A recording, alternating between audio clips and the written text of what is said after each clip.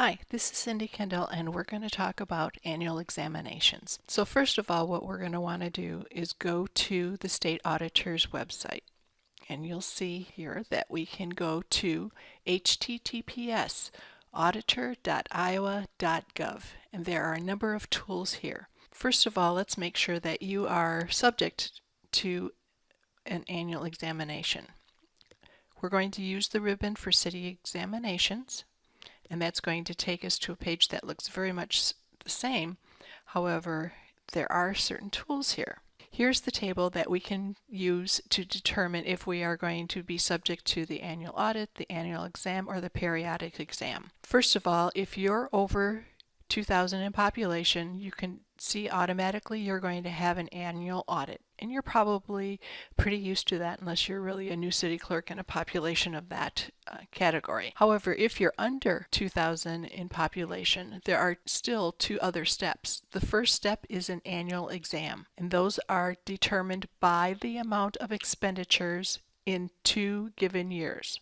So in this case, we're looking at examining fiscal year 17 and fiscal year 18, but we're looking at the budgeted expenditures. So if you budgeted to spend more than $1 million in both of those 2 years, you're subject to the annual exam. What happens if your project is just ramping up and you're not spending the $1 million in both years that are being examined? What does that mean? It means that you're still subject to the periodic exam.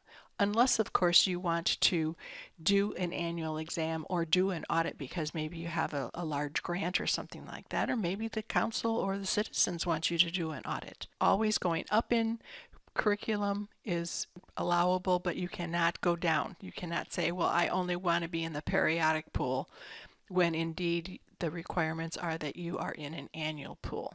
So let's assume that you're a city like Adair that is over $1 million each year in the 2 years that are being examined. However, they are on 2,000 in population threshold. They are going to have an annual exam. Your annual exam will cost you this time $425. But in addition to paying that fee, when your report is filed with the state auditor, you are going to be the one responsible for getting the auditor lined up, for doing the contract with the auditor, for getting the filing done and getting this filing fee in. So how do you do that? I mean, do you have to have an RFP? Yes, you do. The state, again, has got some wonderful resources on that same resource page. We're scrolling down here just a little bit, and here's where it talks about the RFP that the city would have to do either on an annual exam or an annual audit. They even give you a sample right here. What does that look like? It's a Word document, so you can customize it to the city, but you do have to send that out to a number of auditors, and if you want to the state auditor, if you want them to do your exam. I would suggest you do this early because there are only a few qualified CPAs to do municipal examinations or audits. You want to get one that is qualified, and you want to know how much you need to put in your budget. You want to know when they're going to get it done, because we only have from June 30 of the year that closes until March to get this done.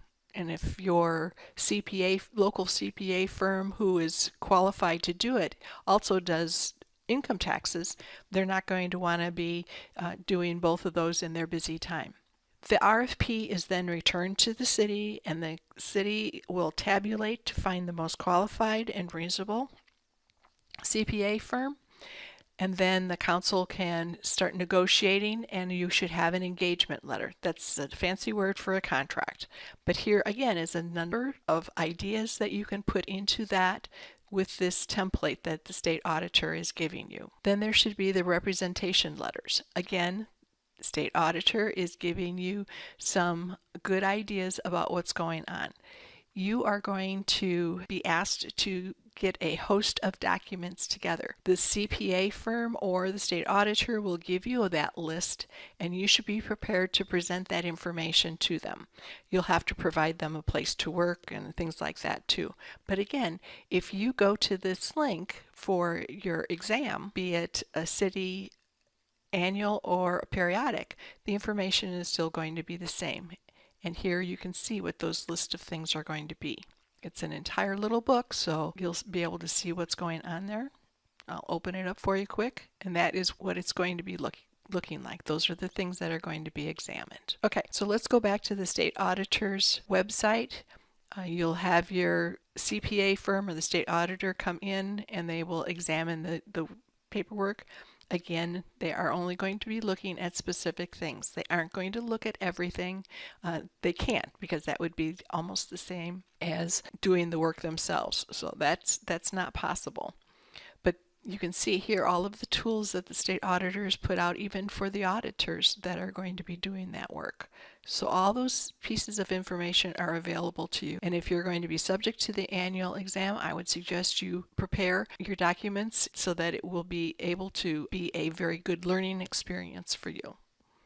So with that, I will wish you luck. If you have any questions, be sure to let us know or to contact the Auditor of State directly, and they'll be able to assist you. Thank you.